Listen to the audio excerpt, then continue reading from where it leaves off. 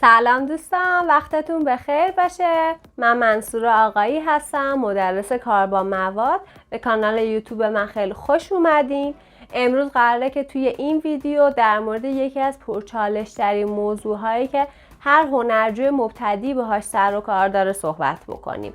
اونم تهیه مواد و ابزار کارش هستش.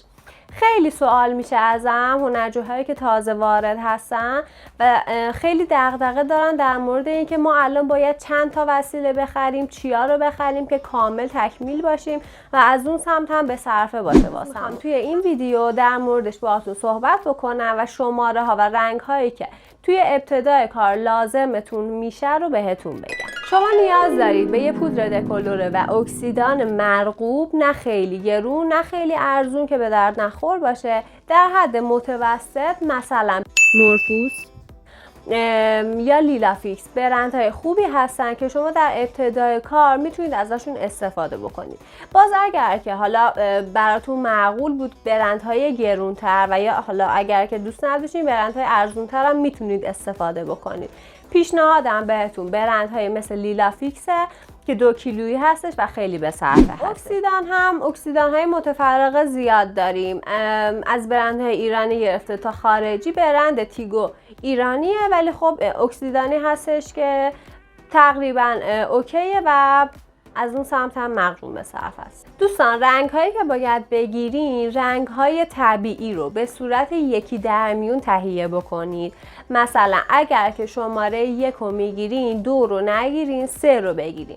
چرا؟ چون از ترکیب 3 و 1 2 رو من میتونم داشته باشم. پس رنگ های طبیعی به صورت یکی در میون 1 3 5 7 9 و رنگ های اکسترا هم به همین صورت. رنگ های اکسترا معمولا از شماره های 5 و 6 شروع میشه و خب خیلی تیر است، یعنی شماره 5.20 اکسترا برابری میکنه با 4 طبیعی و شما شماره های 2 تا شماره رو داشته باشی برای پوشش سفیدی هاتون خیلی عالیه. رنگ های ترکیبی و شماره های وسطش رو تهیه بکنیم. مثلا رنگ های بژ، نسکافه‌ای، شکلاتی، شماره های 7 یا 8 رو تهیه بکنید و برای مدل هاتون میتونید فعلا کار بکنید.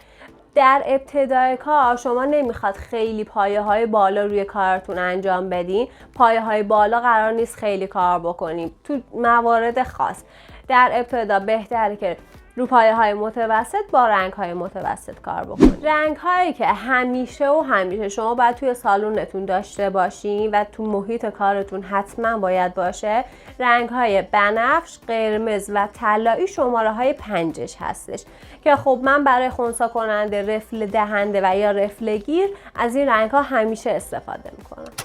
مورد بعدی فویل یا سویت مش هستش. سویت مش خیلی پایه خوبی شاید بهتون نده ولی در ابتدای کار برای اینکه هوا رد و بدل میشه میتونید ازش استفاده بکنید و مراتب بعدی بعد از اینکه یه مقدار حرفه‌ای تر شدید از فویل که حرارتش بالا و پایه های بهتری میتونید بگیرین ازش، میتونید از فویل استفاده بکنید. خیلی در مورد کلاهمش سوال کرده بودین. کلاهمش رو هم میتونین به صورت معمولی تهیه بکنین در ابتدای کار و حالا بعد از اینکه حالا یه مقدار حرفه‌ای تر شدین میتونین کلاه رابسون که برند خیلی خوبی و من خودم دارم و استفاده میکنم تهیه بکنید. دیگه قلم و سشوار و شونم که جزء موارد الزامی کارتون هستش.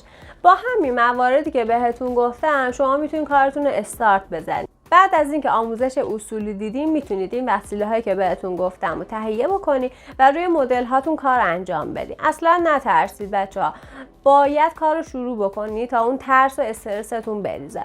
من خیلی میبینم هنرجوهایی که از ترس اینکه کار خراب نشه اصلا کار رو انجام نمیدن. این اشتباهه.